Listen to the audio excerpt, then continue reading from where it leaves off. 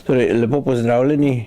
Rad bi vas seznanil z projektom Kodeks notranjega poročanja, načel notranjega poročanja, ki ga bomo poskušali realizirati v 3 letih v okviru vsakoletnih konferenc notranjega poročanja.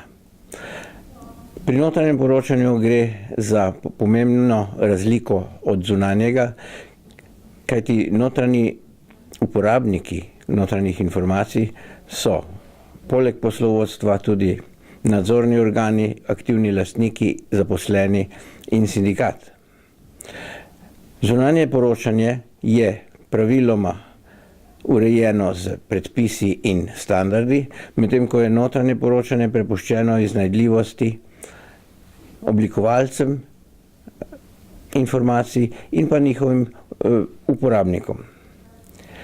Zato poskušamo s kodeksom, ki ga je podprla tudi Gospodarska zbornica Slovenije s svojim generalnim pokroviteljstvom, poskušamo torej povezati teorijo s prakso. Kodeks naj bi bil repetitorij dobre prakse in pomoč tako oblikovalcem kot tudi uporabnikom informacij.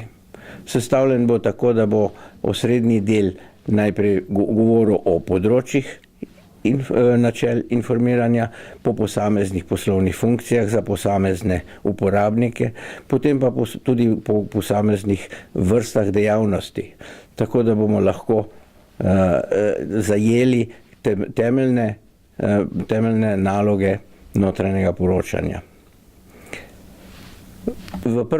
Prva konferenca bo že 30.